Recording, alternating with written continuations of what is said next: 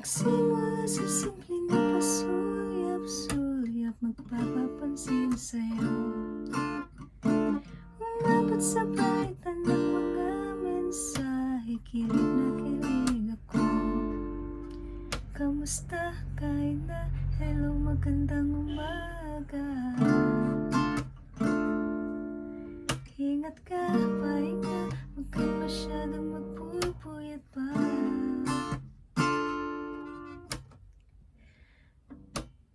Naramdaman ang puso na dahan-dahan akong nahuhulog sa'yo. Sa kada araw natin na pag-uusap, meron ang namumo. Ngunit di ko na alam kung ano ang patutunguhan. Ang hiling ko lang naman na itong naramdaman.